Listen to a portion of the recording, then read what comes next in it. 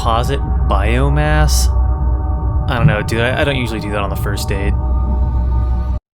When Carrion first popped up as a nameless prototype on Twitter, I was immediately interested in seeing if it would ever become a finished product. The Thing is one of my favorite horror movies of all time, so obviously a video game where you are basically playing as that film's monster immediately sounds on its face to be something that I would enjoy. Because as all fans of the movie know, The Thing is really the real hero of the story. I'm also always interested in games where you don't play as a human. Video games seem to have forgotten that the player character can be literally anything, so a game like Carrion, where the player is basically the least human imaginable thing, immediately put this game on my radar. I also really want someone to just make deadly creatures but good. Like, just let me play as a cool tarantula and have anime fights with a wasp or something. Or Simant. If we could do Simant again, that would be great. If this industry could just have, like, slightly more creativity in it, maybe. After the prototype footage of this game went viral on Twitter, I sort of forgot about it until it got picked up by Devolver and started making the rounds in a little more of an official capacity.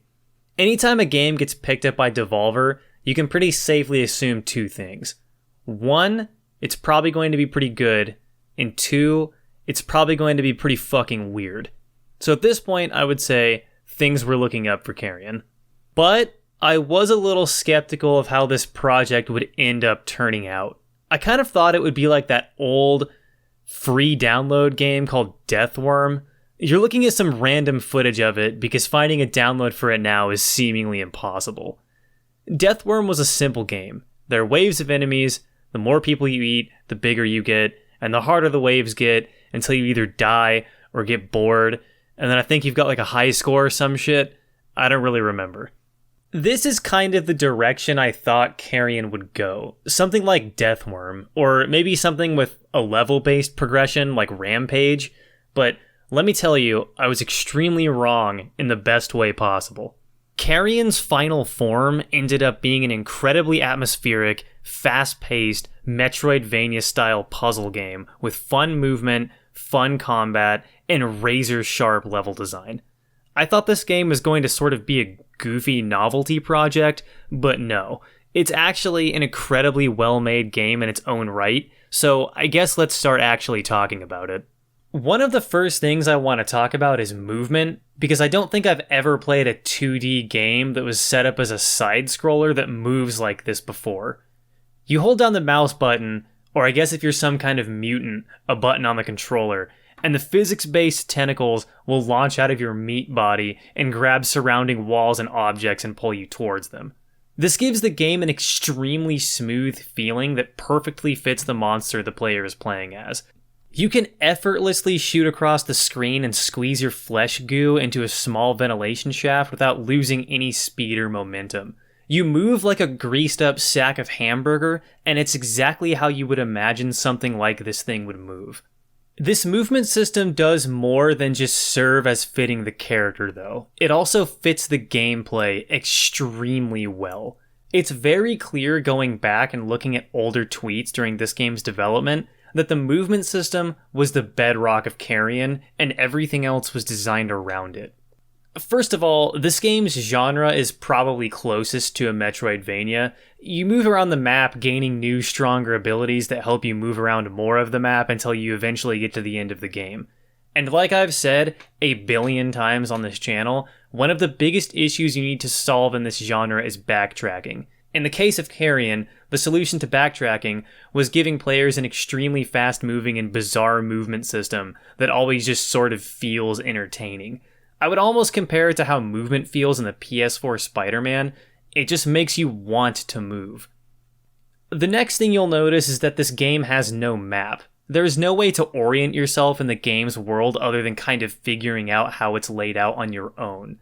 This is also likely an extremely deliberate choice. If the player feels lost all the time, this is a great incentive for them to fire up their tentacle engine and slide around the map for a while in order to get their bearings. This also goes back to suiting the monster in the context of the game. In Carrion, you're basically playing as a lost pseudo-alien life form, growing not only in size and power, but also in intelligence. Forcing the player to move around the world without a map forces the player to get into the brain of a quickly evolving monster that is rapidly adapting to its new environment. The player is adapting in their understanding of the game as quickly as the monster is adapting to its understanding of the world. This is how deep this goddamn movement system runs. It is truly a treat. But I'm still not done talking about it because the movement is also important to the way the game's combat works. And it's less the movement works in the context of the combat system, and more that the movement system is the combat system. First off, you might be extremely quick and dangerous, but that doesn't mean a well-placed mech suit or flamethrower aren't going to turn you from living ground beef into dead ground beef.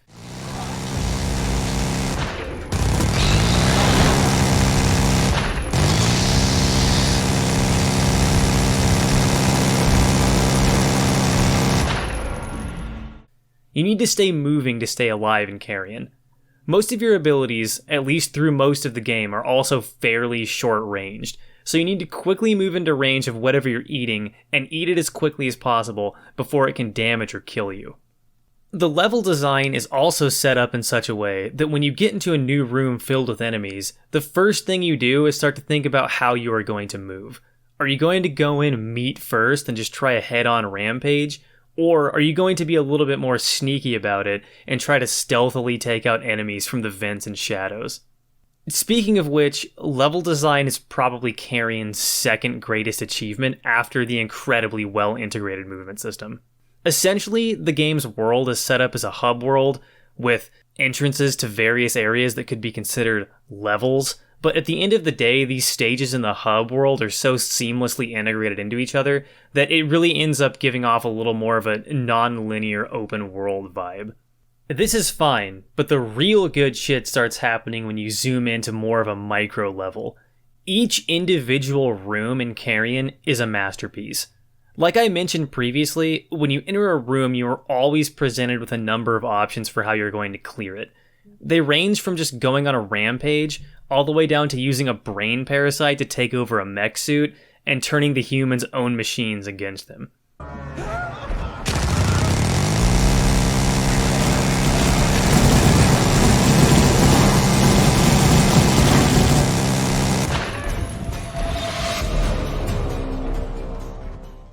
Not only do you always have the option of a few approaches, but you're also forced to mix up your playstyle because of how the monster's different forms work.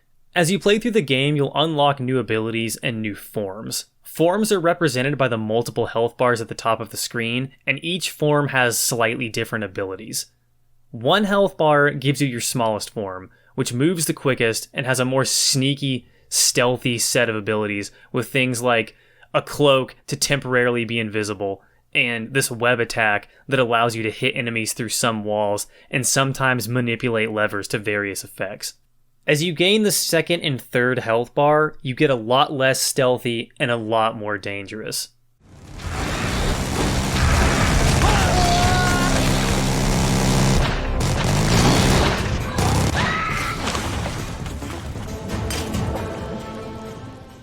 You also have other specific abilities, like being able to grow an exoskeleton so that one of these mines doesn't instantly kill you.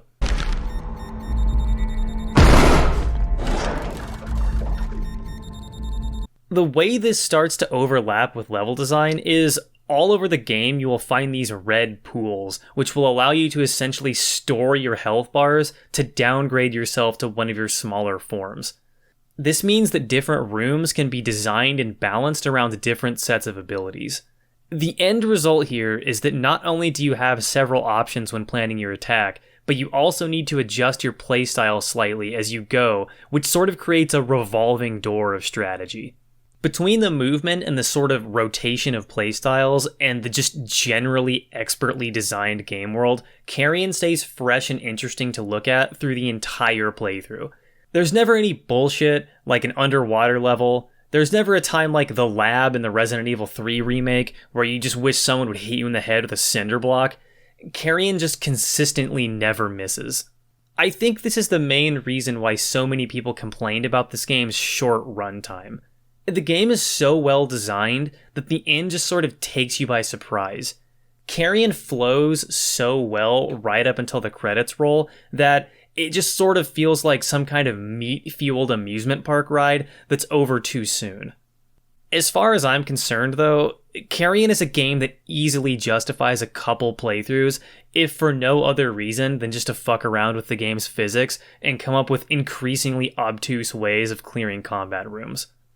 The game might only have a 5 to 7 hour runtime, but it's a 5 to 7 hour runtime that is so tight, so polished, and so pointed in its execution that it's probably still worth a buy, even if you do only play it once.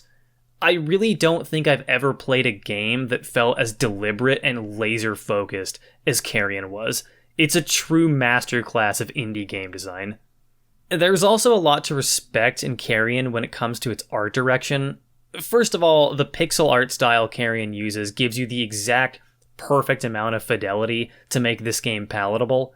If this game was in higher definition, it would probably just be kind of gross to watch. Kind of like playing those old Alien games as the alien.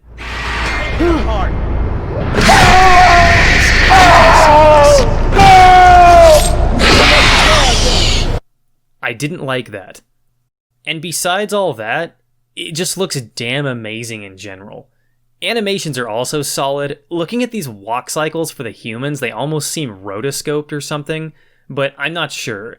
Animation isn't really my strong suit, but these are smooth as hell. I would also be a hack and a fraud if I didn't mention sound design.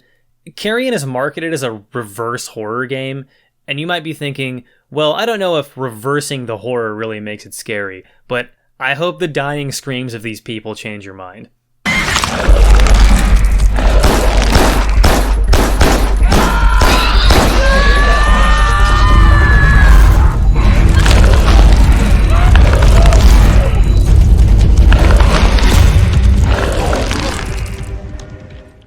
The soundtrack is also excellent at setting the tone and atmosphere for a game as John Carpenter as this one.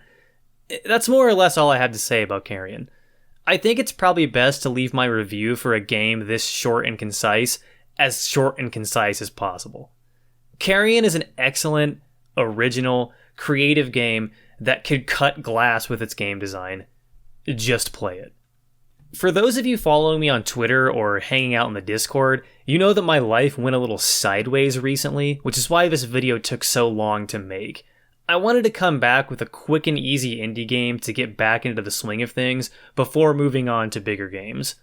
That being said, things are relatively back to normal, and I'll be trying to get back to a more regular schedule. If you want to see more videos like this one, consider subscribing. You should also follow me on Twitter so you don't miss any important updates. You can also find a link to the Discord in the description if you want to join the oddly talented community that is sprouting up around this channel. Thank you for watching, and I'll see you in the next video.